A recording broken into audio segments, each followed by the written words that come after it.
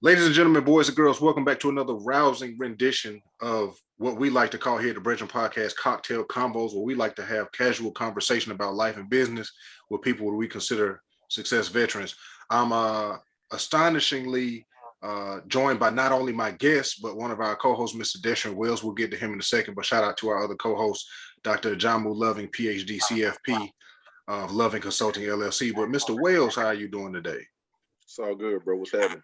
I'm pleased and ecstatic that you have joined me for one of these fireside chats, as we call them. Obviously, it's probably because our guest is much more interesting than me, and she's also a Tuskegee alumni. So let's get straight to it. We have with us corporate leader, mogul within the corporate world. Look, the list, that'll be the whole episode, but okay. We've got a former certified system brand sales specialist, power system sales specialist, WebSphere sales specialist, event manager for all different sectors of one of the largest companies in America, Fortune 100, Fortune 50, if you really know, social responsibility program manager, and currently sales development representative for a large company. We won't say the name unless she does. We welcome fellow Tuskegee alum, all around amazing person, Miss Alicia Brandon. How do you do today? Hey, thank you so much for having me. I'm outstanding. That's amazing, blessed, and beautiful. But we're gonna have a conversation today. We're gonna dive into how you racked up so many titles like belts, like you know what I'm saying, like a young Mike Tyson coming through the ranks. You just undefeated, just getting them up. Like, what y'all got? Let's go. We're gonna get into that. But before we start, we always like to take a toast, make a cheers, take a shot to a wonderful conversation. Bread being dropped and crumbs being picked up by those who need them. Cheers. All right, cheers. Yes, sir. So let's start with this. The byline says passionate about DE&I. For those who don't know, that's diversity, equity, and inclusion. Not DI, it's DEI. Education policy, education reform, exposing minorities and girls to STEM. That's another acronym. Science, technology, engineering, and math. Some folks like to throw an A in there and call it STEAM for arts. And she loves HBCUs. Obviously, she went to one of the best ones in the country, the illustrious, that's with two E's, THEE, Tuskegee University. But Alicia, the first question I want to ask you is, what is your mindset in the corporate world? Because from your repertoire, we come from Tuskegee. We know career fair, we are for lack of a better word, we're bred to really get in there and do it. Mm-hmm. We don't take less than nothing. We going in with a plan and with focus. So when you first got out and got, with the company, rewind real quick. The company that you're currently with, you started with them and then you left and you came back, correct? Yep. Okay. So now that's in our frame of mind. But what was your mindset, your goal when you got into corporate? And like I said, you work for a big company. Everybody is, they know who this company is. We're not going to say it unless you do, but everybody's affected by this company. So what was your mindset coming into this grand corporate structure? Listen, I was determined to grind and get it, because that's exactly what I learned at Tuskegee, was how to grind and get it. Means necessary, ethically, of course, right? I ain't trying to step on too many toes, but I do to get it. And it hasn't been easy, but I do feel, and I recently received this question, like, well, do you feel like your HBCU prepared you for corporate America? Absolutely. And mainly because it's all about networking. A lot of times it's not even what you know, it's who you know. And an executive recently called me, and I'm gonna add this to my resume too, or that all them titles, was Chief Connections Officer. If I don't know it, baby, I'm gonna find somebody that knows it or know how to do it and is connected to it. That's one of the key things I learned at Tuskegee is how to network. You know, we know somebody that knows somebody that knows somebody that does what that person needs to get done. Bro, did this man just lick his pen? Would you say that's true? This man just licked his pen, but Oh go yeah, ahead. look, you know, we released a video version now, so I had to give it the effect, you know, old school. I wrote that down. Chief Connections Officer, CCO. Don't all y'all go throwing that in y'all LinkedIn bios and stuff now. Don't be stealing that. Let me Don't look. trademark that right quick. Trademark it. Look, let me know when you trademark it. Then we'll release this because you know people. Right, on it. That's all right. People be people. Scared of word. So you came in very determined, and a lot of your positions were obviously very sales oriented, sales focused. But you recently held a position before the one that you currently have, where you were over corporate social responsibility. Mm-hmm. And one of the things that you're passionate about is diversity, equity, and inclusion. So talk about how that really aligned, because for years you've been sales oriented, and we know Destrian is also in the corporate, and DE and I just got hot. Right. Let's be honest. Didn't nobody had no head of DEI. Nope. You know, 5 years ago, really. Right. 10 years ago, it definitely wasn't a thing. So it's one of them, sexy titles that everybody got now. Now they're gonna start having conferences and certifications in it. But I can only imagine that you were very deliberate about bringing something like that to where you were. So talk a little bit about your passion and how you were able to bring your passion into this corporate space where, they kind of tell you this your job, and the higher you can go is in that silo. It's like, all right, you good at sales, the highest you can go is head of sales for everybody. How do you bring your passion in now, and in a time where it's like, okay, we're looking for it, and they can pick anybody, but let's talk a little bit about the bringing your passion into corporate. Absolutely, it's a great question. So as you mentioned, I did start in sales. My background, my degrees in sales and marketing. And honestly, I didn't want to go into sales, but I knew going into sales was going to be the easiest way for me to get the marketing, just being completely honest. When I was at Tuskegee, I never did an internship. I don't recommend that because I had to grind a little harder and, push my brand a little further to get the opportunity that I did at IBM, I'll say it. Because IBM was never on Tuskegee's campus either. They didn't start showing up until after I was there. I ain't gonna take credit, but I'm gonna take credit. We need to do better, and I'm still pushing for that as well. But nevertheless, so when I took the sales job, I knew that it was just gonna be temporary. I was going in there to learn, to grind, to get it, and figure out my way to move to marketing. And so I was in sales for a couple of years, and then you mentioned I left. I actually got laid off, right? What is it? Last in, first out was my situation. And so I got laid off right before President Obama took office when we were in a recession. And I left and did some work that it was all right, but it was a bag, a little bag, but I had to do what I had to do to pay my bills. And so I worked for a real estate investment firm, and then got called back to IBM and said, hey, we want you to come work on the software side of the business. And I knew that's where the money was, baby. And that's really where my career took off. I fired on all cylinders and just really made it work for myself.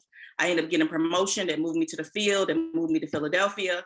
And then once I was in Philadelphia, I had sold everything. My territory was literally dried up. When you hitting 200% quarter after quarter, not to toot my horn, but beep, beep. I wasn't really making any money outside of my base. I mean, when you in sales, you there to make money, right? Ain't that right, Destry? And absolutely.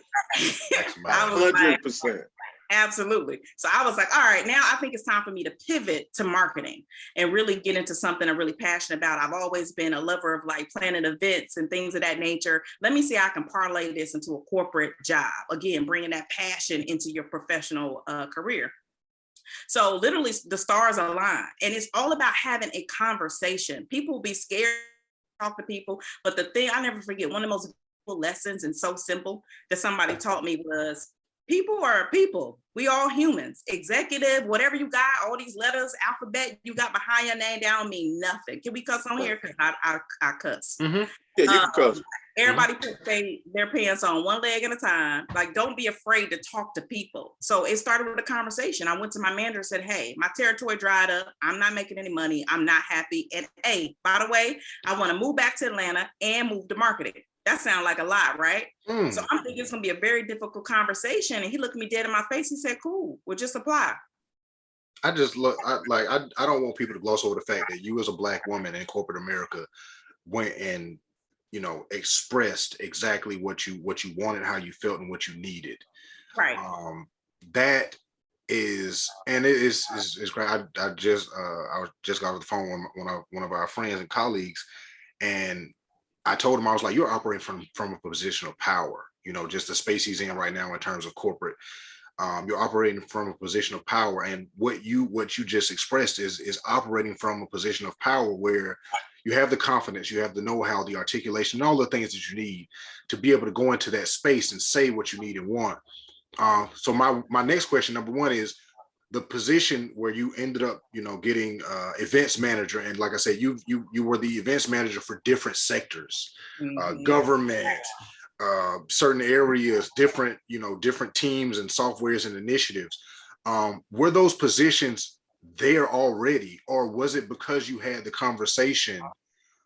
You know, how much did the conversation play into you getting it? Because obviously, even if the position was there, everybody can apply, but you went a step further, maybe not even knowing if the positions were there, just like, hey, look, this, you know, something got to give. I've maxed here. I've hit a ceiling. So either it's, you know, move me up to executive, or, you know. But see, bro, what you're talking about right now is something that I feel like, you know, a lot of people struggle with in corporate, but specifically our women, because, you know, you're double minority, maybe triple sometimes, and you're coming into a situation where once you start making a little bit of money, like Alicia was saying, like, okay, I got a little bag. You don't even want to mess that up, because you're like, hey, I'm doing better than most people. But then want to rock the boat, man. But you plateau. And so if you don't demand it, literally almost demand it, especially when you're a high performer. So you got to have the performance to back it up. We already know she did, coming from where we from. But when you ask for it, it moves them into action. So I think your question was super dope, but I also wanted to tack on to the end of it. How do you get them to move to action? Man, you got to push. You absolutely have to push, you know, and it wasn't easy. I'm not going to say that I just woke up like, I'm going to ask my manager this. It was many of those, if you watch Insecure, those Issa Rae moments when she in the mirror and she hyping herself up. It was okay. Like, you got this, get your bread, sis. You know, hyping myself and really, for real, I mean, hyping myself, you know, really convincing myself that you got this, you got the confidence. And literally my manager was like, apply. And I applied for the role and the stars aligned. You know, I don't do any of this without faith either. I'm a strong believer in God. I do pray.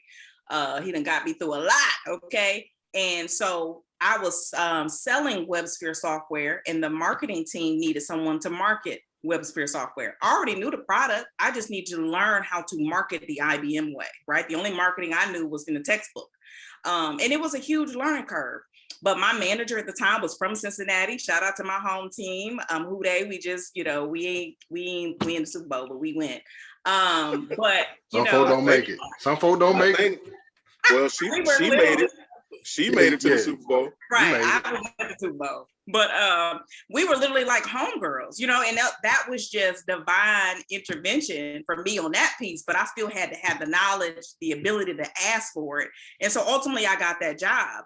But that first marketing role wasn't even in events. It was demand programs, or basically a campaign manager. So doing everything from end to end marketing. And so I had a conversation. Again, it's always this conversation. Y'all got to speak up for yourself. You have to advocate for yourself. Be your biggest advocate. I told my manager early on, I love marketing, but what I love even better is events. And so what happened was, maybe 12 months later, probably not even, my manager remembered that conversation. So when IBM decided they were going to break out marketing into all of these disciplines, it was like campaign manager, event manager, social lead, all of these different things, she tapped me and said, hey, I want you to be the event manager for, at the time it was Hybrid Cloud. Hybrid Cloud has come all the way back again. But when it was trying to be big the first time, it's even bigger the second time. But she tapped me for that role, but she would not have if I didn't have the conversation. You have to be very intentional about what it is that you want. And I knew that's what I wanted. So you asked me how I moved around to the different divisions. That really just kind of happened. There is a lot of, reorganizations in corporate. And they might need more people on their team and less people on that team, but it was a blessing for me because I learned so many different things. I work with developers. I remember showing up in a suit at a developer event, and they looked at me like I had 4 heads, because why? Everybody else had on a t-shirt and jeans and sneakers, but I learned quickly, went to Ross and bought me a new outfit for the next day. Working in federal, I was shaking hands and kissing babies with 5-star generals. I mean, it just was a lot of different opportunity. And every role that I had, I was gaining more and more skills. And so when the corporate social responsibility role came about, I was like, yo, this is perfect. It bridges everything that I like to do in my personal life, like volunteerism. I'm very passionate about DE&I, very passionate about making sure people like me, like us, are in STEM, because there aren't a lot of us and the bag is big and we need to be taking advantage of it.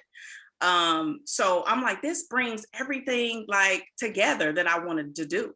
That by far was my favorite role at IBM. I had some unfortunate things happen that we would probably need a whole podcast to talk about. So I had to end up coming back home, is what I say, coming back home to sales. But I wouldn't have been able to come back home to sales if it wasn't for my brand. For me, knowing people, talking to people, setting those intentions. I literally picked up the phone and say, hey, I'm in trouble. I got a dickhead manager that's trying to fire me, which I got over there. In 2 weeks, I had a new role. Again, comes back to that conversation and knowing what it is that you want for yourself and not being afraid to ask for it, period. The worst they can say is no. Then what?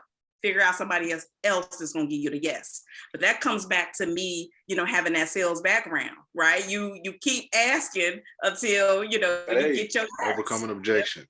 Yeah. That's your only objective, is to overcome objections. The 3 O's. Write that down, DJ.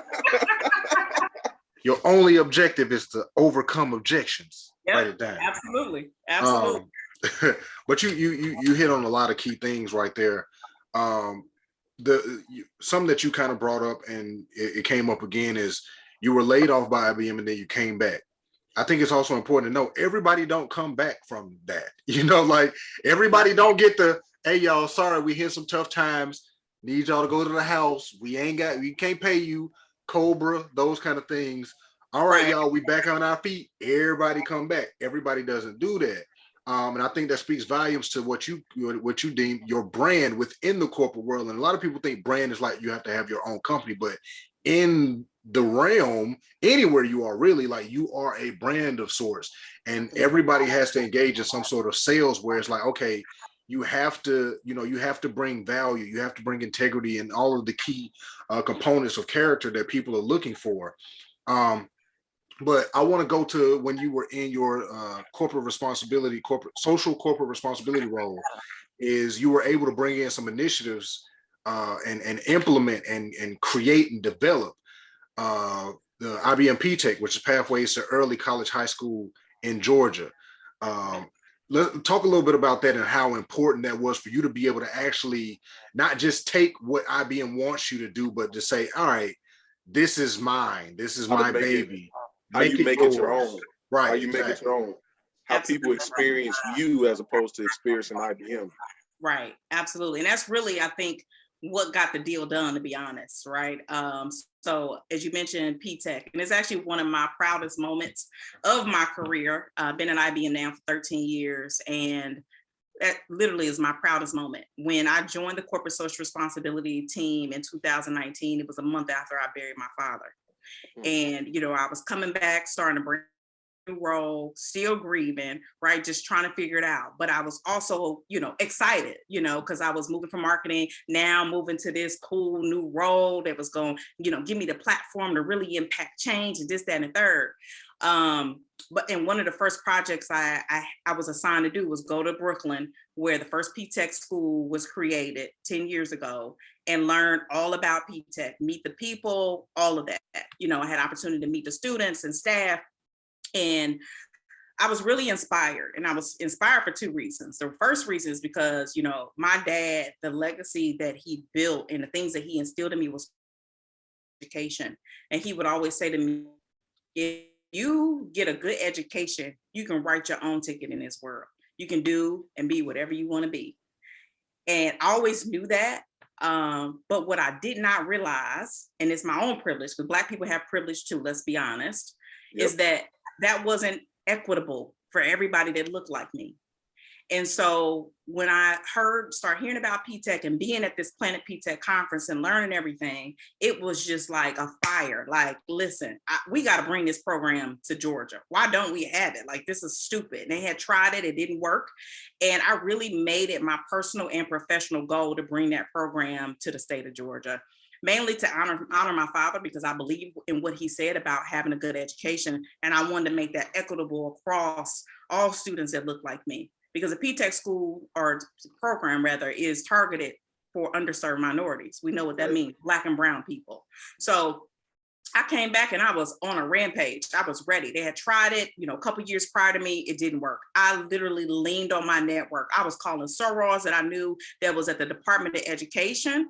You know, shout out to, she's now gone on to glory, but I really appreciate her for doing what she did for me in that program, and just connected me to other people. Like, okay, my connection stopped here, but somebody else can pick it up and move it.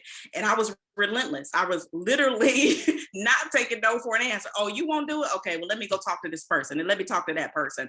And I found a college, a technical college that was like, no, we love this program. And I found a high school that was like, oh, yes, we need to get in this program. And it was IBM, because it's a three-legged stool. We needed those three components to really make it happen. Another overlay of that was we needed government backing.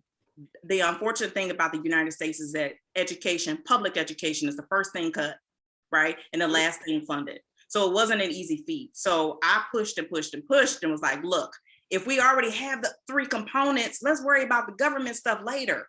The cool thing about Georgia is we have dual enrollment. There's a lot of schools that have dual enrollment, where that allows students to get a high school diploma and a college degree.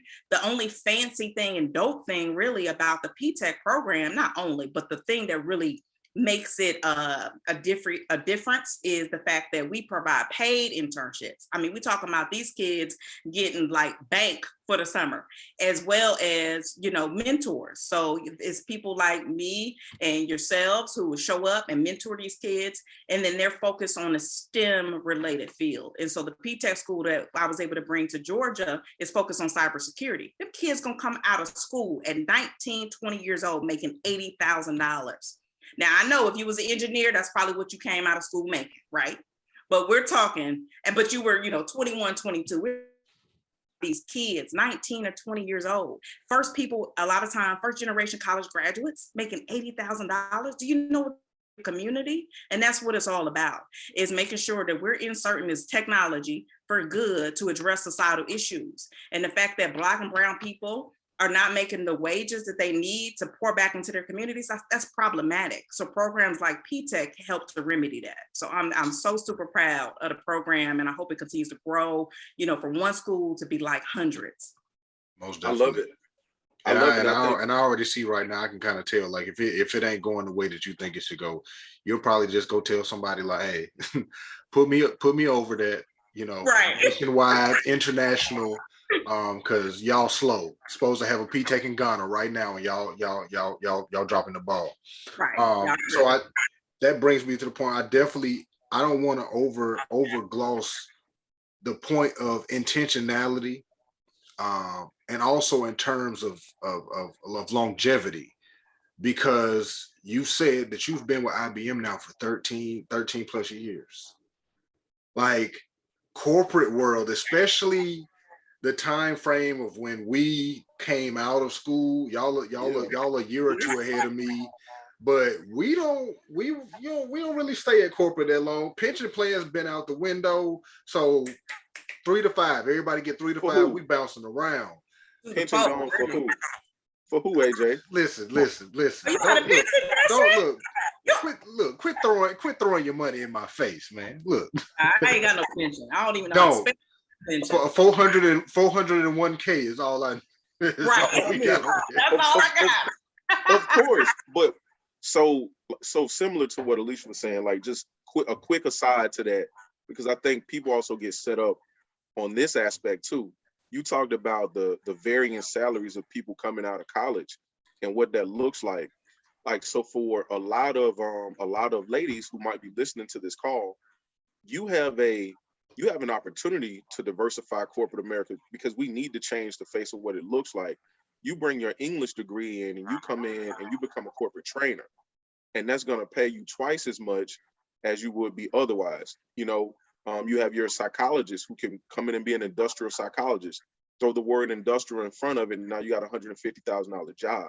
So I think opportunistically, we need to educate and help our ladies understand that they can take those transferable skills and come hang out right over here with us, because you're already great at the things that most people are not: time management, multitasking, and actually organizing and getting to an outcome. Women do that faster, quicker, better than most people ever learn how to do or can be trained to be. So it's not shocking to me when she says, I'm just going to call someone else, because that's the mentality, because it's had to be that way for so long. So some of the things that we've gone through culturally actually show up in a positive way, and we don't know it. We're scared to use it. And I think that's a trauma type thing. But AJ, I'm gonna throw it back to you, because what you were saying was funny. But yeah, bro, when I came in, I was the last year of my company that they gave pensions to employees, and they grandfathered us in. That's a blessing.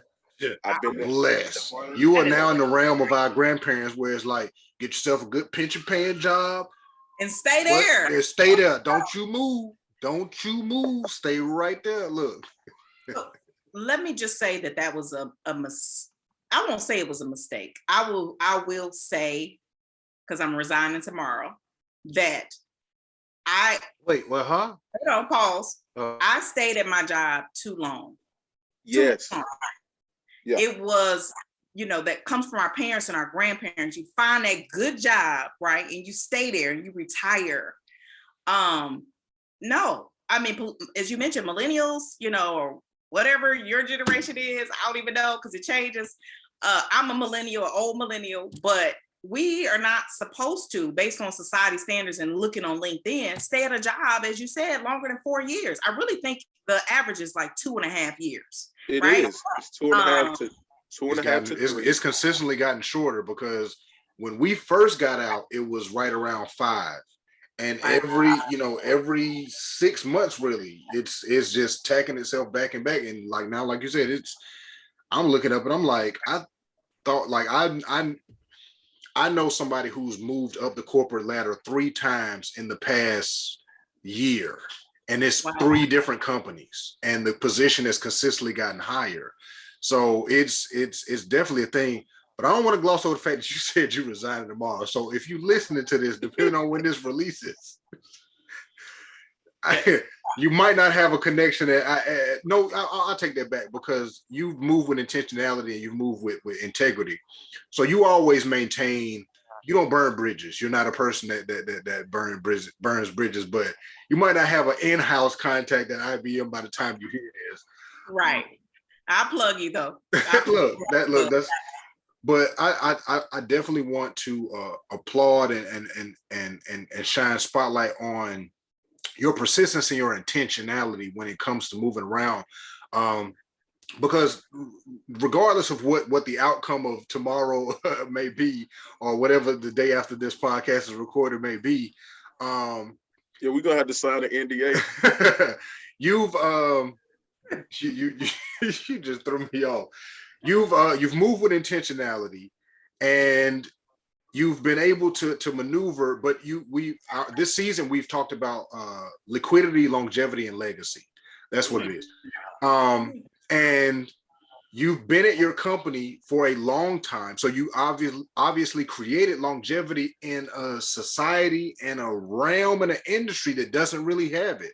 I mean, let's be honest, IBM is one of the largest companies in the world, very technology driven, and technology is ever changing. And if you're not up on certain skills and all of the things that come along with it, you're out the door. If you've been there for a long time, you're out the door because you've been outdated by standards of current. And and then your legacy is you've brought P-Tech to Georgia, implemented initiatives and that thing. So just talk a little bit about your longevity and your legacy that you've created to this company. Whether you've been there too long or not, that's not for us to say, but you've been very intentional about it. And I just want to spend some time about that. Real quick, DJ, Princess is crying in the background, so take over for a second. But I got you, bro. Answer that for me, please. Okay. Oh, so my longevity and legacy, right? I am super proud to be able to like leave IBM and leave a legacy. The P-Tech program in Georgia will forever be tied to me, right? Because they're gonna be like, well, Alicia's the one that brought that to the state of Georgia. It's always some way gonna come back to me. And I'm really proud of that, right? Because for me, that's a mic drop moment. Yeah. It's something that's going to hopefully live on forever in the state of Georgia. As I mentioned, I wanted to go from one school to hundreds of schools. And I'm hoping that the people that stand behind it will continue to push. As far as my longevity, as he mentioned before, like 13 years is a really, really long time. I basically grew up here. It was my first job right out of Tuskegee. I've learned a lot, the memories, the friendships, the growth, right? Because I've been pushed to my limit a lot. But the skills that I have obtained over the last 13 years are going to equip me for my next role. And I'm super proud of that. I am. I said that I stayed too long, but I stayed long enough. It wasn't too long. It was long enough. That was my journey. And I'm proud that I am proud that it's coming to an end. I mentioned that I had some unfortunate things happen to me with a manager that could have literally destroyed my career, but I refuse to allow it to destroy my career. I just, and go back to sales or go back home, as I say, to move with intentionality and continue to push through. Because I had to. It's crazy some of the things that you're bringing up, because there's probably like 5 topics that we've covered like for hours. We did a session on learning to be intentional, right? We did.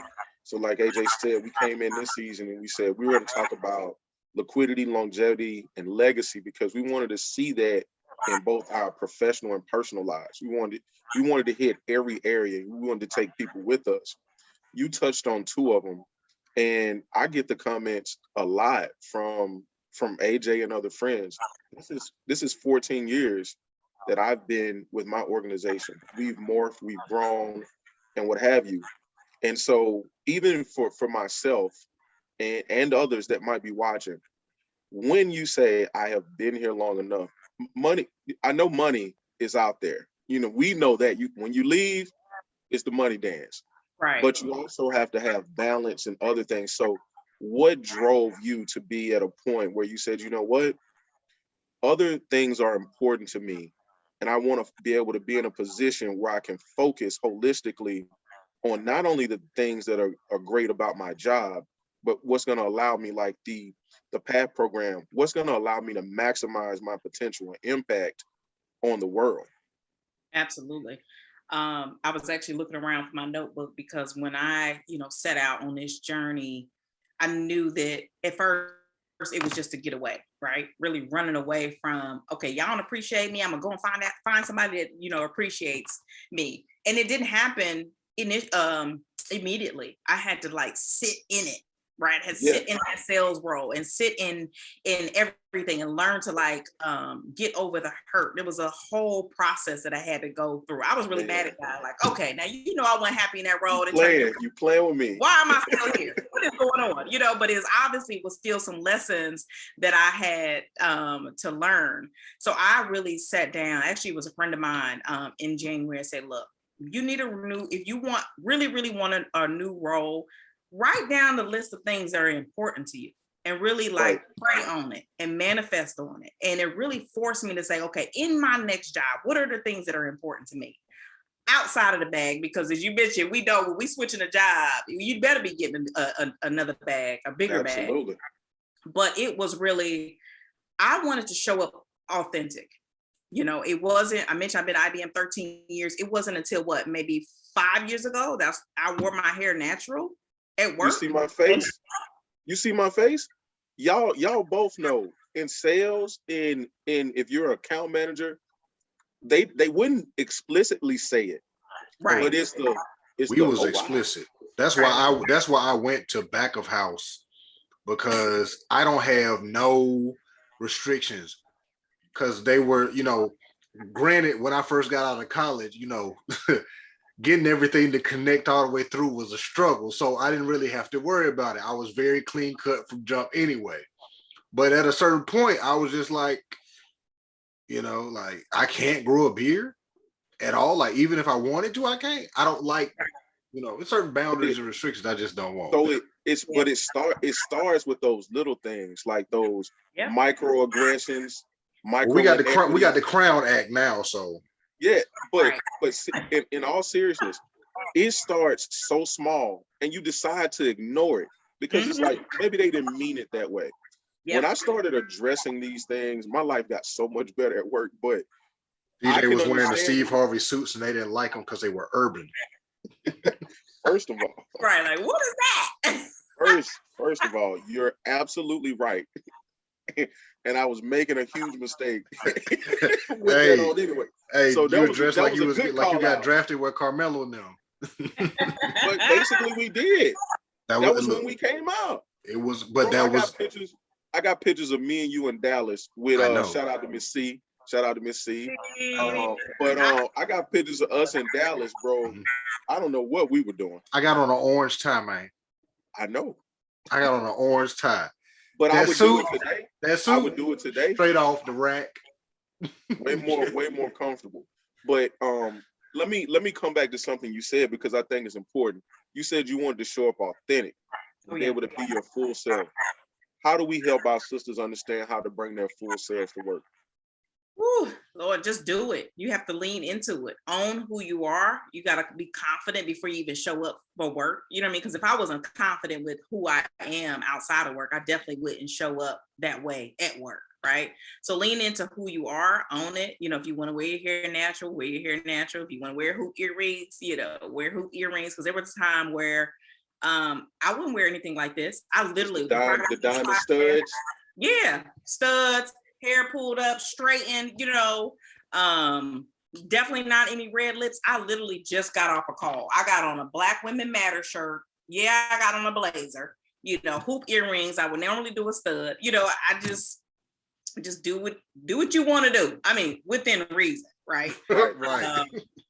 I think we need to get to a point where we don't feel like we have to code switch. Now, I'm not going to be like, yo, what up to, the CEO or anything like that.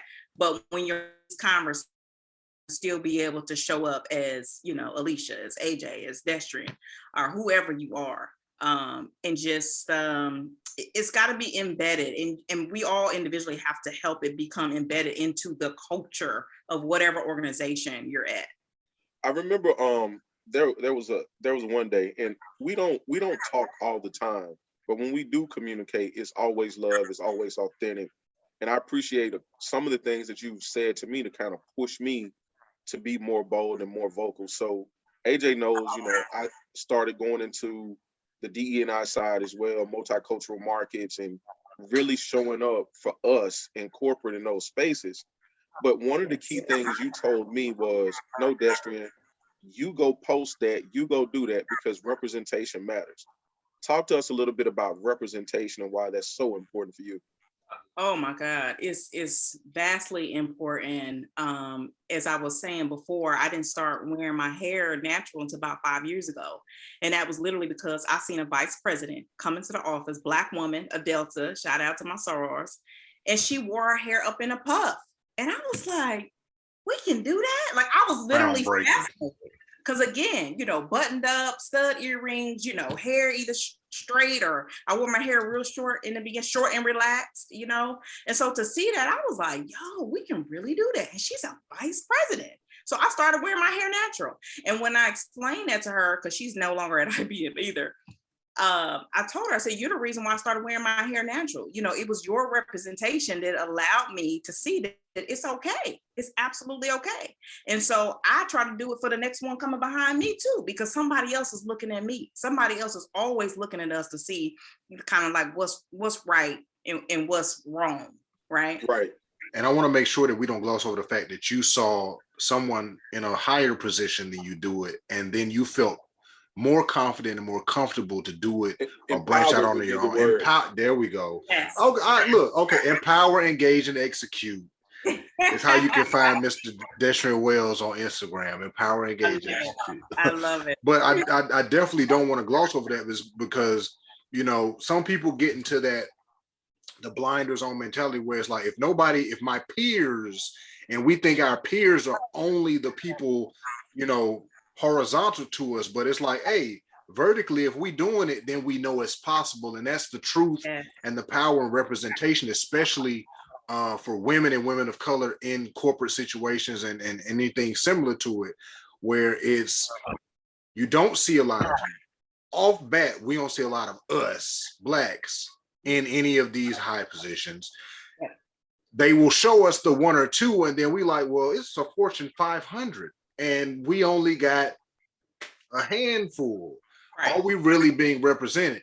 But then you see the one who looks like you, that you gravitate towards, and you're like, oh, you see the possibility, and then you see the things like, okay, she wears her hair natural, and she's speaking to 10,000 people and commanding their attention with natural hair. I can definitely do this in a room with 100 people. Yes. But you also have to get, and it's a tricky balance, because you then need confirmation from that person that the approach that you take is not going to be one that's held against you. Because just for me, we were, like you said, it's a few employees that look like us. So we were hiring someone that looked like us, and we have this joke that all skin folk ain't kin folk. So I'm taking him out to lunch. I'm having a conversation with him, and I'm waiting for him to either make the aside to know do I have the all clear to really ask the questions that I need to ask to know if this is the company for me. So one thing I would like to tell all of you to do is, when you get your quote unquote multicultural person in your interview, you do need to ask the questions that you want to ask. Like she said, have the conversation, because the company doesn't know that you're going to tell it all. They just know, hey, just send Destrian. So I asked him, I said, hey, look, I would love to connect with you outside of just us both being potentially Black employees here. He told me I do not identify as Black. My guy. Okay. Look. At that.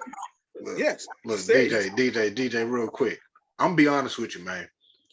I can't give no time to I can't give no time to that. I can't even give no time to that, because come on, man. It's like in the space. I know, but the reason why I'm saying that is, I know. Alicia received some form of confirmation from this woman that she was approachable. And you have to be careful, because don't assume now, because we have double agents working. Do not assume that because we look like we are like. We're not. And it's a lot of skin folk that ain't kin folk in corporate America. Jesus Christ. So it's very important to have the gift of discernment. Turn that thing on, because you can tell. I can see him coming a mile away, right? Absolutely. The one that kind of fooled me was a former manager of mine who tried to fire me, and he was a Black man. That hurt me. Like, we supposed to be in this together. You supposed to be giving me the blueprint to make this thing happen, make this thing work. I go and do it, apparently better than you, and then you jealous? You trying to take me out the game? You were a threat. What part of the game is that? You were a threat. And then when I needed help, there were very little people that looked like me that threw me a lifeline.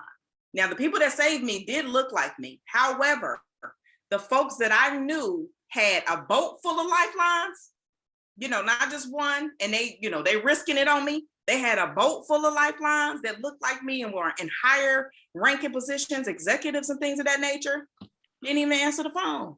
Press and fear. You get the damage. I'm damaged goods now. We ain't doing nothing. And I think that's been one of the things that I've been keen on for a long time now. When I started to kind of make somewhat of an ascension, I wanted to keep people around me that were going to keep me accountable to who I'm supposed to be. Yes. So he's one of them. I watch how you move with your people. You're one of them. I give my wife a lot of credit for that too, because she ain't gonna let me get too far gone at all. Love it, right? yeah, not at all. Or you call me one day with that stuff, and I'm gonna hang up in your face. I'm gonna be real with you. Sir. No, you might come see me. But I also want to point out that, coming from wherever you're from, we're not often exposed to a lot of us, right? Because we come in all shades, colors, types, and all. Right. And some of the ones who you think are kin ain't, and some of the ones who you think ain't is more kin than your kin. So I definitely want to point that out too, because I've met some, what we would consider down south some highfalutin ones, and it's like, oh look, that man just pulled out a bottle of Destrian's favorite. It's in front of me right now. Right. No, but you know what I'm saying? I've met some people that I've been in some rooms with some people. I'm like, you drinking Hennessy? Right. Disclosure, I don't drink Hennessy unless I'm with him. But I done met some people. It's like, you see that type, you see that guy, and you like, gotta be honest. You gotta be honest. That man don't drink. I've gotten better. I now will purchase whiskey so it's at my house. So when you get here, you don't. Whenever I say I'm coming into town, you go to the store and specifically get whiskey, and I run through that bottle real quick, and then I hit the hen with you. It is what it is. That's but cool. We know we see those people in those places, and we automatically like, I don't think I can deal with them because they ain't where I'm at. But in actualities, and that's the thing where DJ, me and you've had this conversation before, and I think it plays a lot into corporate in general, where it's like lead with similarities with people. We often truly lead. We all, because of the way that we've been programmed, in a sense, we've been led to lead with differences. Like people will walk up and be like, "Are you a Republican or Democrat? Are you black or you white? Are you this or you that?" Like, let's just get to the side. Right. Like, let's get into what you with. Like, let's get to the smoke right now. Like, right, immediately. But it's like, instead of like just coming like, "Hey, we both in the plant section at Home Depot or Lowe's. You like plants? Yeah, I like plants. Let's start there." But we might not ever get to the point where we find a difference that will separate us. But Alicia said it earlier, bro. She said we need to understand that people are people, right? Yeah. Just meeting there. But I mean, and that's something coming from a CCO, man. I just want to point that out. That is the hallmark of a CCO. And and what's crazy is you said that, but I've given something very similar of that title to a person we all know, Mr. Ian Evans. I've always said that, there are certain people who are gifted at connecting people, holding people accountable, all of those things that honestly, this should be a title at all corporations. Mm-hmm. If you are truly a chief of connecting people, there's no need for a specific DEI multicultural, because you are connecting with people on a people level. It ain't, I'm connecting with you because you black. And that's what's really kind of happening, let's be honest, with a lot of these creative positions. And they're placing us in these positions because, and some of these people ain't skin, whatever, because we, black and brown, whole nother conversation. Balling my fists up right now because whole that's the conversation. That's but I'll say, I'm gonna be quick and I'm gonna give it back to Alicia. But see, that's the danger. The danger is the typecast. That's what happens. So now we've typecasted black and brown folks. You put them over here in this box. they have certain jobs in our organization, because right now, if you wanted somebody for tech, they will not go to an HBCU. They're not even going. We've been typecasted. So MIT. now you cannot allow initiatives to box us in. They're supposed to empower us to break out of the positions that we're in. And so Yeah. that's a very big piece of it. When you put the wrong black or brown person in a position of authority or power, Come who on. who Right. cannot who's putting self-interest above the cultural interest, we're fucked. Oh, Like you mean straight up. like putting a black person in a position that's supposed to help black people because they black and that's the only qualification? Right. And you know what? My Yeah. new VP university at my new organization made a very valid point to what you just said. And she said, you cannot lean on life experiences alone, right? In this space, in the DEI social impact space. Just because you're black, you grew up black, you know, you identify as black, does not make you qualified to be in the DEI space. What are you going to do with those life experiences? Yeah, okay, you grew up in the hood, you went to an HBCU, you know, you feel like you identify with the culture. What next? You're not. Yeah, what's next? What Everybody are you ain't going go to the hood. What are you Everybody going to ain't do go to to an pull other HBCU. people in and through? Not just in, right? But you got to pull them through. Through. And I think that's where we get it fucked up at, is with these DEI programs. They getting people in. Why? Because they checking boxes. Yes. They're reaching these goals and things. We get them in. What? We got to pull them through, pulling them all the way through to the Are you top. promoting? So we building a bunch of concrete glass ceilings. ceilings. Right. No, not glass, because you can break glass. Bunch of concrete ceilings. Yes. Yes. Bunch of Yeah. office buildings where you look. I don't know. Have y'all? What was the Sorry to Bother You, the movie? I know what I you're don't know if talking y'all about. saw it, and they kept telling them like, "Hey, upstairs is where it's at. Upstairs, upstairs." Nobody had ever been upstairs. You can't get up Nobody. there. You can't get up there. When you finally get up there, you was like, This what "This y'all what's got? up?" Right. I was listen. We was cool back here. We man. weren't making a bunch of money, but you know, whole nother conversation.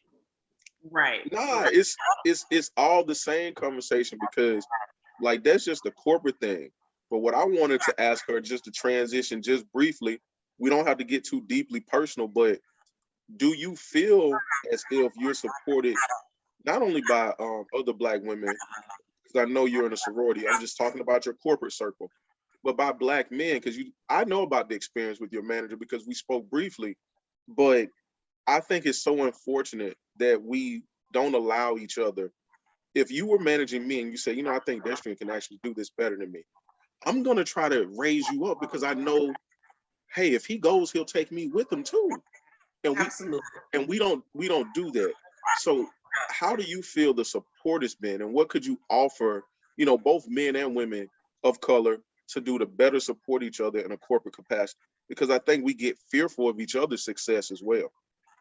Yeah, we have to leave the crab in the barrel bullshit aside. And I really only find, and maybe this is my own bias, but I only really find that kind of thought process to be with Black people that attended PWIs. I'm not coming for them. It is what it is, but they're competing not only against each other, but against white folks as well. I don't find that I've had any issues with other Black people that attended because I feel like we're there and trying to help each other. You know, Get it. when somebody do the homework one day, I do the homework another Campbell's day. business house, baby. We get it. We get it. Campbell's I mean, business house. that's and it's crazy because I just recently attended HBCU night for the Knicks and the Nets. Nice. And that was kind of something that came up constantly in conversation. Like I randomly walked up to everybody that I saw that had on an HBCU sweatshirt and was just like, "What's up? I love you."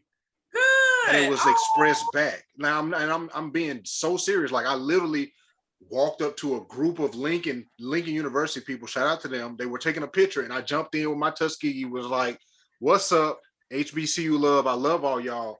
And there's no, you know what I'm saying? Like, it's something about us. There is something within the culture of us of HBCU. Right. We get it. We get it. We know that, you know what I'm saying, there is and that was addressed too, because there was an HBCU panel earlier tonight where there is the inequities within HBCUs. There's the the Black Ivy League, so to speak, and then there's the others who, who don't get as much recognition and funding and all of that. And we all literally is like, hey, we all ain't getting funded. You know what I'm saying? So the ones at the top, top 5, 10, that's always in everybody's name getting funding, but compare them to their next door neighbor. Absolutely. They ain't nowhere near it. Yep. You know. Yep. So I definitely know that there is that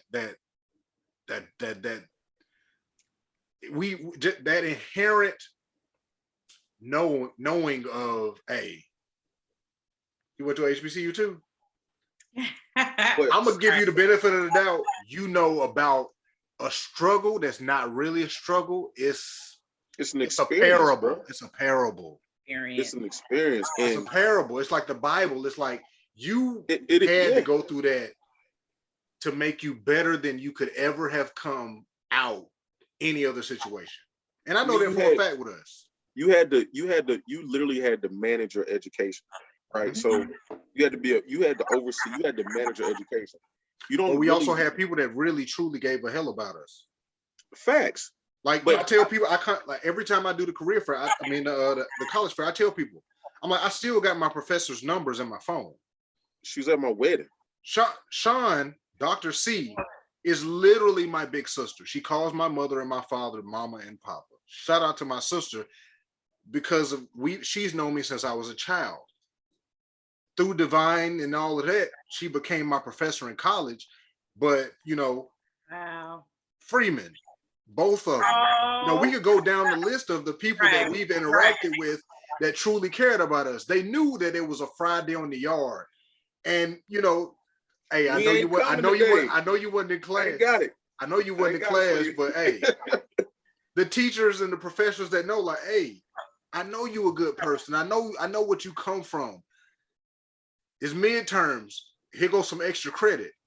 Like, you don't get lost in the pile. You don't get lost in the number at the HBCU. And it's truly a privilege. Yes. That's one of the things that's Black people that I tell people all the time. You mentioned it earlier, like, we do have a Black privilege.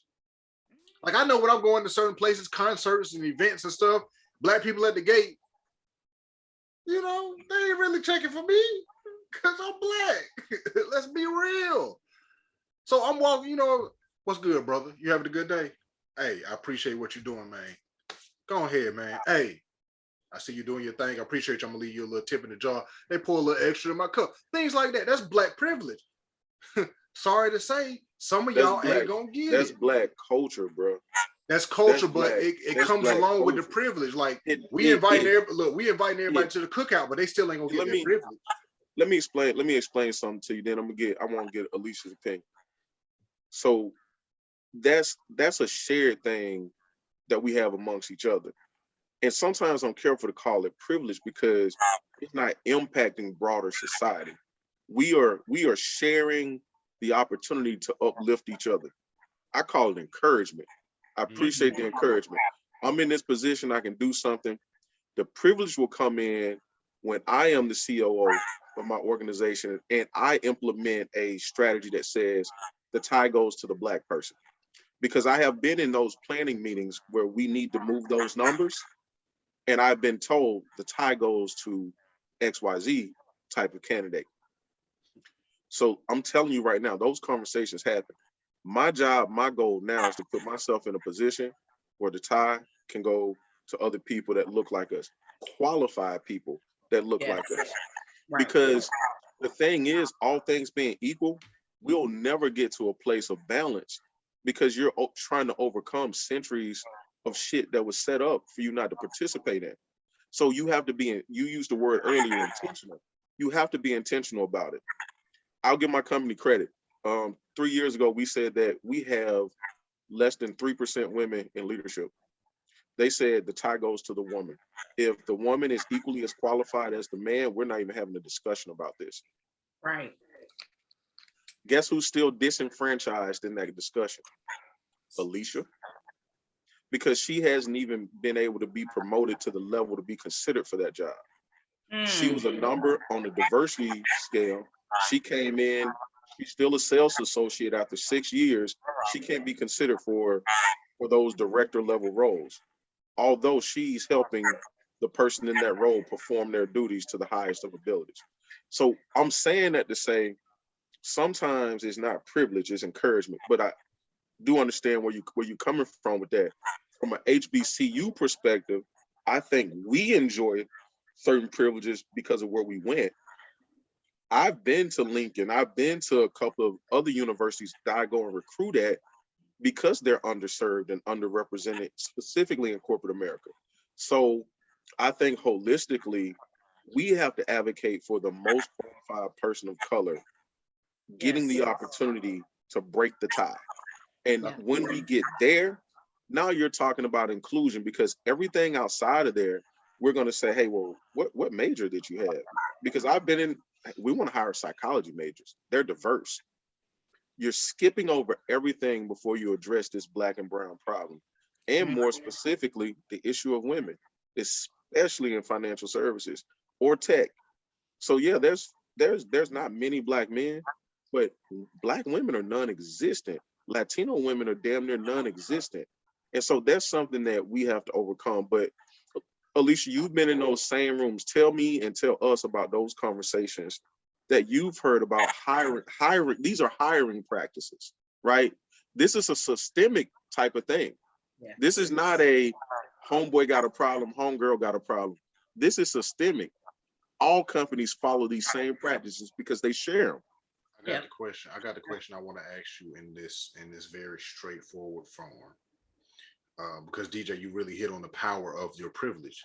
Like when we get into these positions, unbeknownst to us, we still have to remember things like you said, where it's like, oh, well, because I'm in this position, I can go gather up all of the qualified people, but a lot of the people that's qualified and truly qualified, and we know they truly qualified, the ones who can actually talk to people, the ones who can actually manage people, the ones who have communication skills, not just the ones whose numbers were great.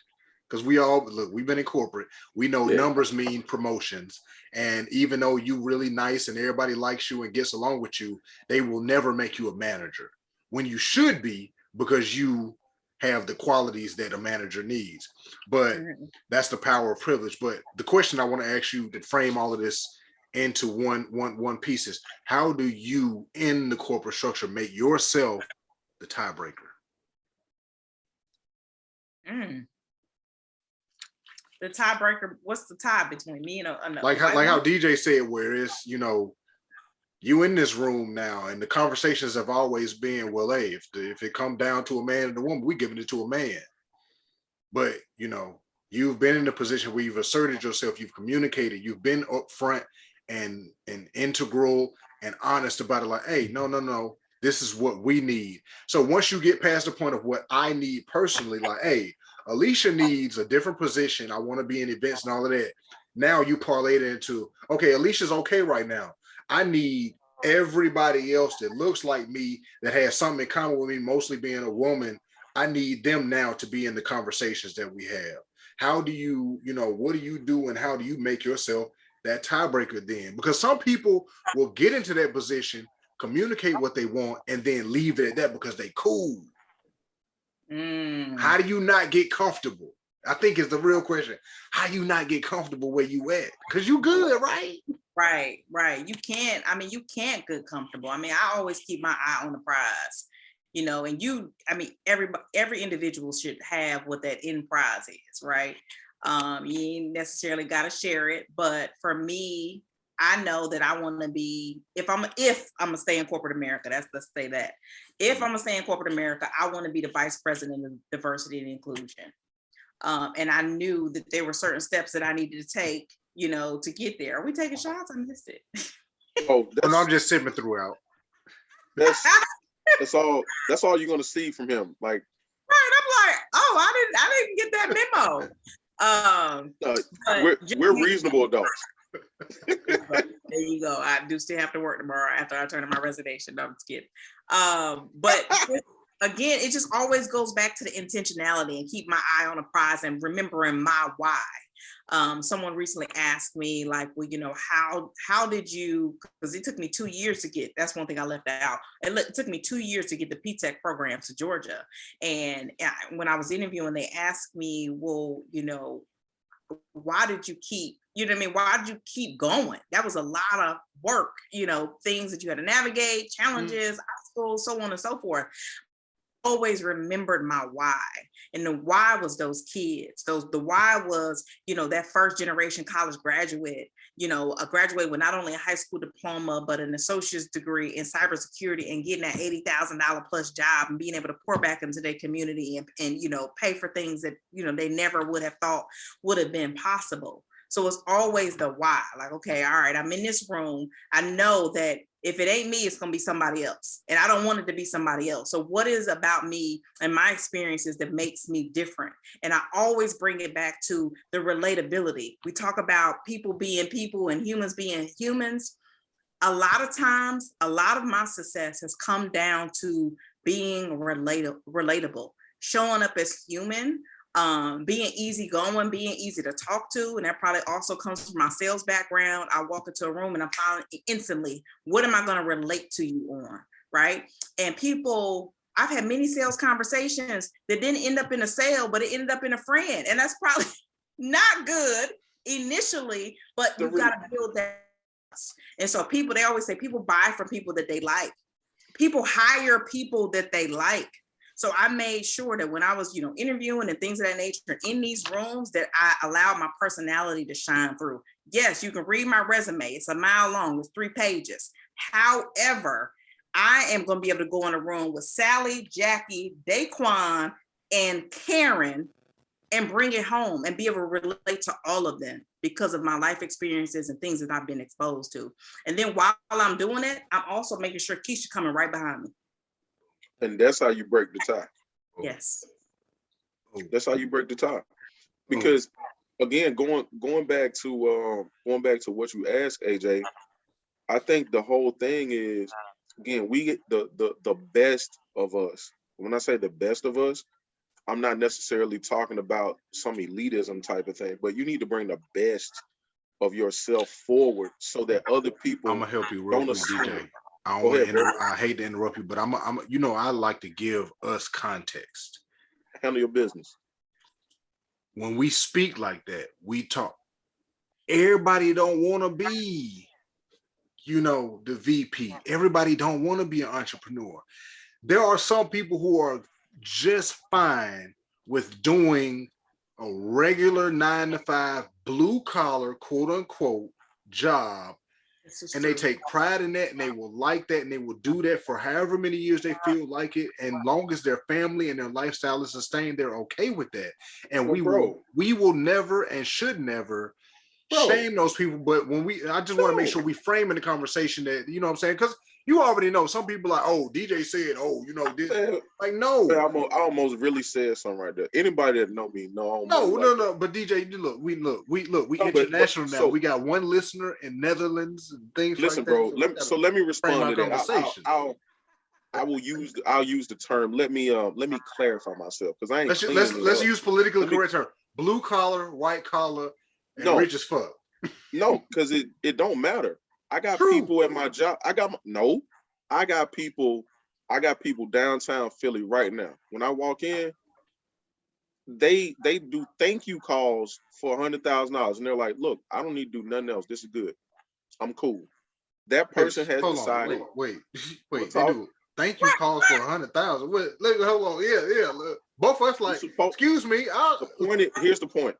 You're supposed to be selling something. Oh. But again, we talked about how people get to numbers. I need to make X amount of calls. How many people bought from me yesterday? Hey, thanks so much for that. Appreciate it. Thank you. If there's anything I can do, that's a thank you. I call it it's not a sales call. Okay, I'm like, thank you call, right? So all I'm saying is that those things exist, but they do that because they're like, look, I didn't even think y'all was gonna pay me this, so I'm gonna chill out right here. I'm good. I don't judge people that do what they want to do. What I'm saying is my job is to create the opportunity and have what Alicia said, the conversation. If I see that you can do something else, maybe ain't nobody talk to you about it. Wasn't nobody talking to me until I asked to have the conversation. Like, hey, what's up? Like, I didn't even know this job exists. So I can, Me and AJ, we done talked about this. I don't need to say It comes back to that old school saying where it's like closed mouths do not get fed. Listen. at all. It's like, hey, it's I put it, and I take it a step further to put it to the analogy where it's like we brought everybody to the buffet. Some people not gonna want to get up and fix their own plate, and that got to be on them. That's and that's to be on them. But that's the point. If you got enough connections and you just a likable person, somebody will fix your plate for you. But how long will it last? And you got to be realistic of that expectation. Well, those people, you might get your plate fixed once, but then the person that's fixed it, I want seconds and I want thirds. Did you eat this food? What did you say? Thank you. I'm telling. Listen, y'all talked about. I think Alicia was talking about brand and image. Her brand. Yes. People get it. People get it twisted. They're like, oh, the way I look at work is my brand. No, the way people experience you is your brand. You got to stop thinking that when people see you, it's over right there. Man, you could come in smooth, underperformer, late for work, non-responsive, don't do this, don't do combative, hard to deal with. That's men and women. Mm-hmm. I can't do nothing for you with that. I can't break a tie with that. You can't do it. Chill out. Stop giving them all of that. Stop giving them all of that. You did this. Stop going back to what you said about the construction worker, the whomever. Every job has a hierarchy. If you don't want to sit at the top of the tree on your job, that's your choice.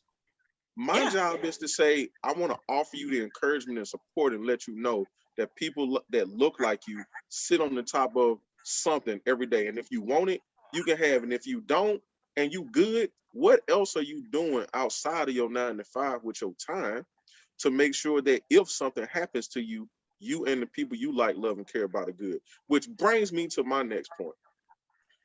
Alicia, you do so much corporately, you do so much in the community. What are you doing for yourself and your personal brands where we can support and help you? I appreciate that. So I'm actually working on a pet apparel line called HBCU Pets. I birthed this business actually back in 2012. Yes, it's been 10 years. I was at the University of North Carolina with my cousin, Angelica, shout out to her, for like Christmas or Thanksgiving or something like that. I was picking her up, was headed to Virginia, and I love bookstores. And at the time I had my Yorkie Mackenzie with me, my first Yorkie, and we went to the bookstore. And I was astounded by, first of all, how big the bookstore was, but really how big the area was for pet stuff. And I'm like, Black people love their pets too, right? And being on a campus of Tuskegee University, and we have a vet college, and to not have that much like pet stuff, it kind of pissed me off. And I remember, I haven't been to every HBCU there is, but I've been to a few of it, and I remember that representation for pets wasn't there. And that's when my brand was birthed in 2012. And I admit I was scared. I'm like, I don't know what I'm gonna do with this. I just created this thing. I didn't tell nobody. I told a couple people, but it wasn't until 2020. Shout out to my best friend, Dominique, also a Tuskegee grad, double Tuskegee grad. And she said, yo, you ready to do this business or what?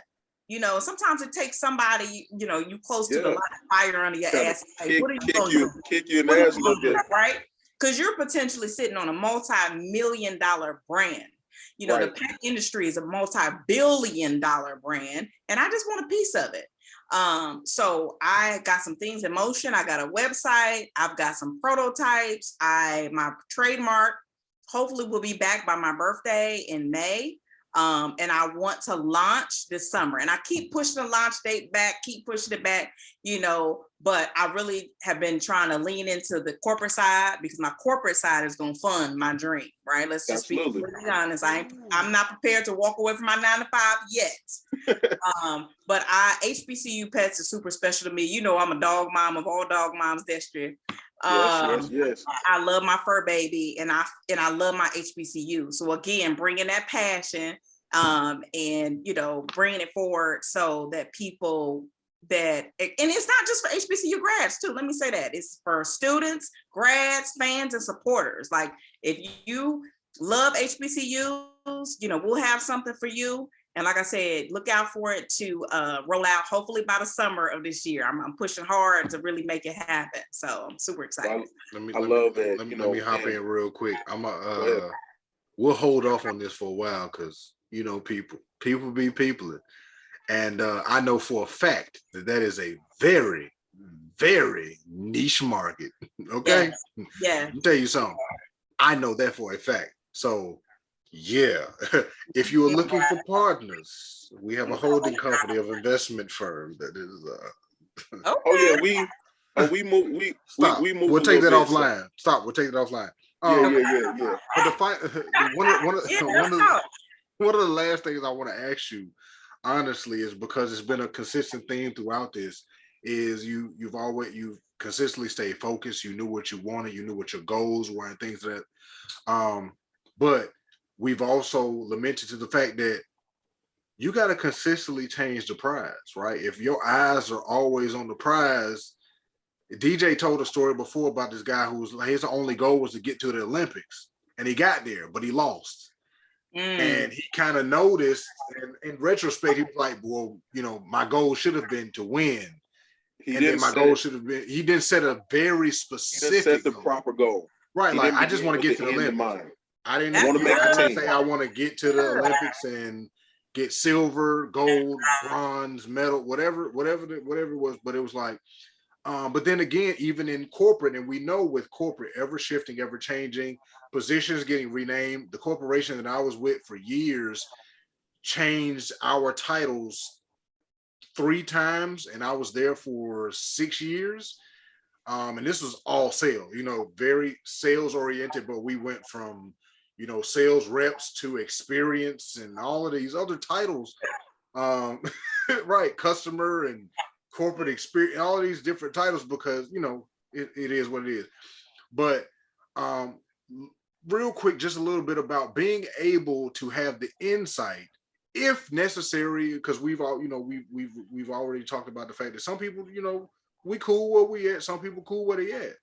But being able to effectively and consistently change the prize, change the finish line, change the goal, because oftentimes we spend so much energy to hit that line, break the tape, lean forward, and now we out.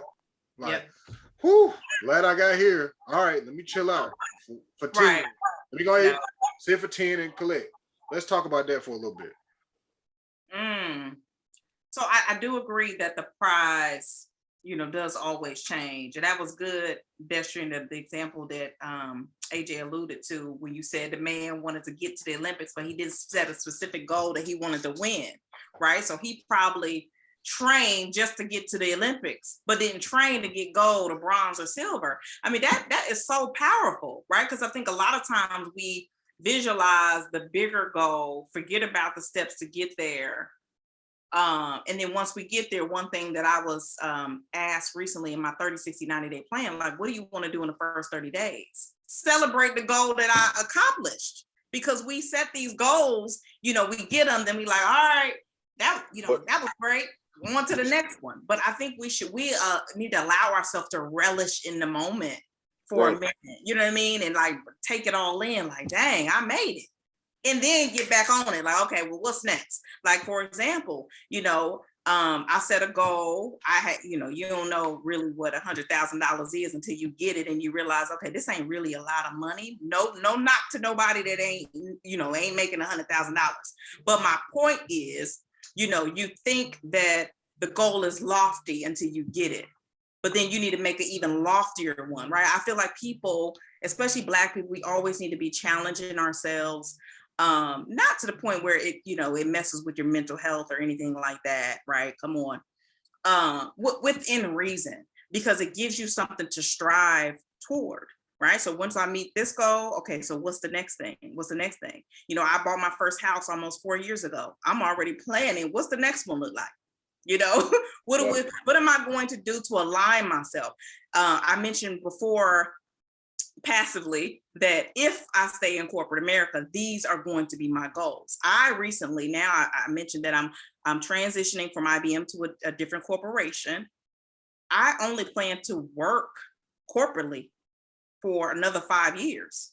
Then I want my brand, HBCU Pets, and some other things that I'm working on to replace my 9-to-5 salary so that I can work for myself. So in the next 5 years, the prize got to keep changing. Alicia, what's the prize for the next 2 years? I'm gonna break it down. What's the prize for the next 2 years? To lean into this role and then dominate it. Yeah, dominate that thing. Dominate it. The next, whether that be inside that corporation or another one.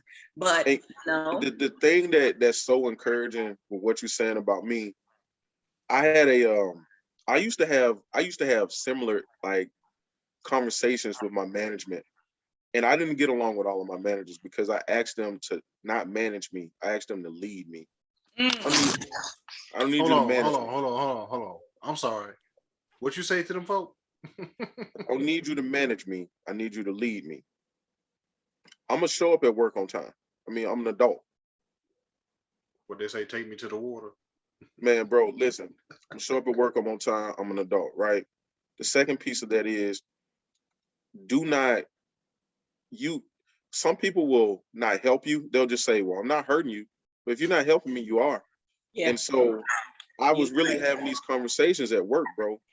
And I ended up with a really good manager, like the one I shared the story with you about. That was life-changing for me. And it didn't have to happen like that, but it did. And a lot of things that Alicia said, I wholeheartedly agree with, because I told him, I said, I view my job as a long-term internship until I can run my own company. Why do you want me here for 30 years? Jesus Christ, pedestrian. How do you have the confidence to tell those people that kind of revelation? Because I started understanding what was happening around me, and I'm like, I can do this. I can do that. All I need to do is learn it and master it and then go do it. So in my world, you have to file what's called outside business activities. The list of my outside business activities got me called into a meeting. What are you doing? Planning. I'm planning. But I had a plan. I told him, I said, I can't wake up at 45 and say I'm starting a consulting business. I need to say I've been doing this for 20 years. So if you guys are listening, start it now. Get your on-the-job training at work, like Alicia is saying. The only thing she's saying to you, I'm going to export my gifts into my own business. And if they would like me to remain a consultant, they can pay me a fee to consult them. And I think we all know that consultants get the love that the employees don't. Now I'm gonna shut my mouth right there, and I'm gonna let this go. But that shit got that bad. Consulting is one of the most general terms and the most highest paid terms in the realm of business. If you know business, consultants have no range. No. Google it right now and say, what's the salary range for a consultant? It says what the person, it's what you can negotiate. Right. Yep. And the sky is truly the limit. Biggie said it, and he wasn't even a consultant. But if you wanted to hire him as a rap consultant, you was gonna pay high. So many of us have these burning passions and desires inside of us. And before we wrap, let me just say this. Part of the intention that we had from a Brethren podcast standpoint this month, we wanted to honor and highlight Black women who are out here getting it. They're moving, they're shaking, they're being bold, they're challenging norms, breaking through status quos. And I would like to ask the brothers to assist in that. So if you're managing a sister that you know has high potential, and then ladies, if you're managing a sister who has high potential, where she goes, you can go. We do not have to pull each other back.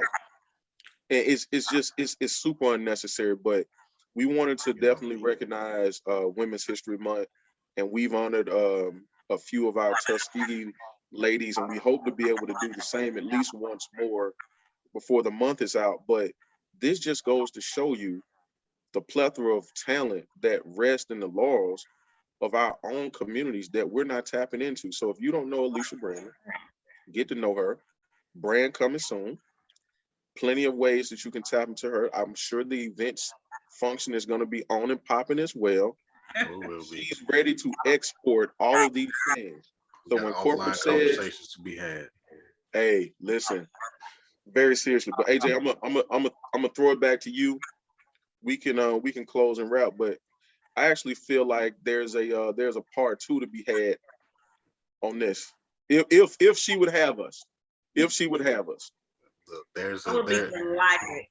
Look, I'm gonna be like my brother Dish was saying. I'm gonna be brief, because I need to wrap this soon, so Okay. that there's a bit of offline conversation that has to be had. In all honesty, with our audience, we appreciate y'all for tuning in so far and thus far. Because if you've made it to this point in the conversation, you have had to be truly, if not inspired, blessed by the conversation. That's not to toot my own horn. It's not to toot our horn. It's not to toot Alicia's horn. It's But just what she said, I genuinely believe that, based on all of our integrity, that good conversation was had and something could be brought from this conversation for anybody that's listened, wherever you are, whether it was confirmation that you okay with your goals, or whether it was confirmation that your goals ain't lofty enough. Something was gained from this conversation, and that's the only thing that we want for any and everybody. You ain't got to be black or brown to listen to us and get inspired by it, but just know it's FTC at all times over here for the culture, because that's what we come from and represent first. But to close us out and finish us off, I have to ask the final question of why? Why you just, why you just do what you do? Why you still choose to walk into these spaces and places that we ain't really supposed to be, or they just invited us in for a second, or because it was a fad? Why you choose to go in there and be yourself? We definitely appreciate you for doing it, but why? And we know, as a black man in corporate America, as a black man in corporate America, as black men in corporate America, as black folk in corporate America, it ain't easy to get up 5, if not more days a week and go in there and be as much of ourselves as we can, without being too much of ourselves, right? Because we know our counterparts. You say good morning, they'll tell you their life story. Ma'am, I just said good morning, and where's the sugar? You done told me that your another story for another time. But why you still get up, go to your job at the Fortune 50 company, and continuously, obviously the 5 years ago, however many years ago, you got the courage and the confidence to be yourself. And that person's gone now. How did you keep that confidence when they left to say, you know what, okay, I might be the only one who's still doing it now? Why you do it? Anyway, so I feel like I've earned the right. I've earned the right to, I stand confidently on my credentials, on my accolades, on the backs of those. I'm sorry. What you just said. Yes. What did you do? You earned the right. I earned the right. How dare us feel like we earned something in this country? Say it one more time. I hate to make you start over, but please, one more time for the folks in the back, the folks that didn't get in, the folks who will get in later. Why you doing it? Listen. I have earned the right to be in these spaces. My credentials, my accolades, they all speak for themselves. I stand on the backs of those that came before me. Shout out to Wangui, who I mentioned, the reason why I wear my hair natural today, and I just feel like it's my duty and my responsibility to do the same for those coming behind me. And as I mentioned, I want to pull them in and pull them through, because that's the only way we're going to provide the representation that we need in the spaces. And they're not just pulling chairs out and saying, sit here. We need to bring the whole motherfucking table and put chairs there for our people and make sure that we in these spaces. Smoke. double barrel, smoke. Absolutely. My line sister, April, she always says, move with the confidence of a mediocre white man. And I always keep that in the back of my head, because you got white men going to spaces and they own that shit. They don't even know how to do the job. Look at Donald Trump. He was the whole president for 4 years. Ain't been a president or nothing other than his companies that are all scams, I'm sure, right? And he was the president of the United States. Mediocre. He did not have the credentials. He didn't qualify. He ain't never been to law school. He was a businessman. A hell of a businessman. Because he talked that thing up into the White House. So I move every day with the confidence of a mediocre white man. If he can do it, so can I. And so can you. AJ, that's it. As I like to say, yikes on a bike. That thing rolling down the hill and they ain't got no brakes. Jesus. Listen. It's gonna be a lot of offline conversation that's had as soon as I click this stop button. But until then, ladies and gentlemen, this has been another, I say it at the beginning, and I'd be meaning that, rousing rendition of the podcast of what we like to call the Cocktail Convo. Shout out to our illustrious co-host, Dr. John Loving, PhD, CFP. And I don't know when this will happen again. You know, it may not never happen again, but I've had my other illustrious co-host, Mr. Deshaun Wells, join me this evening. May not never happen again. This will be in video format exclusively on Spotify, so y'all make sure y'all go see my reactions, because there's a couple of times where I just, you know, I am just dumbfounded by the confidence, the integrity, and the know-how of our guest, Miss Alicia Brandon, CCO, Chief Connections Officer, for all who will listen. Let her in the room and will shut up and let her speak. But professionally, she works for a corporation, because by the time this episode comes out, it may or may not be who we talked about. It may be who we talk about in the future. That's why you consistently change the prize, and you have to understand your power and privilege. And it's okay if you at where you at and you like where you at. Don't let nobody dictate where you at. Don't let nobody steal your joy. Comparison is the thief of that. Remember that. That's going to do it for us here at the Brethren Podcast and Cocktail Convos. Miss Alicia Brandon, if you want to, tell the people how they can find you if they need you in your expertise. Absolutely. So I'm on Facebook as Alicia Brandon. You can find me, actually follow my business page at HBCU Pets. And thank you guys so much for having me this evening. No problem. And I will put that in the descriptions. I'll put the HBCU Pets in the descriptions, because Alicia is probably at the friends limit, like most of us that went to the illustrious Susquehanna University. Everybody loves us. But with that being said, we appreciate y'all. We love y'all. There's nothing you can do about it. Make sure you're following us on all social media. You can find us and listen to us on all your DSPs, that's digital service providers, at Brethren Pod. That's BREADRENPOD. Bread, like bread, because we always talking about our bread, because we getting bread. We love y'all, and there's nothing you can do about it. Peace.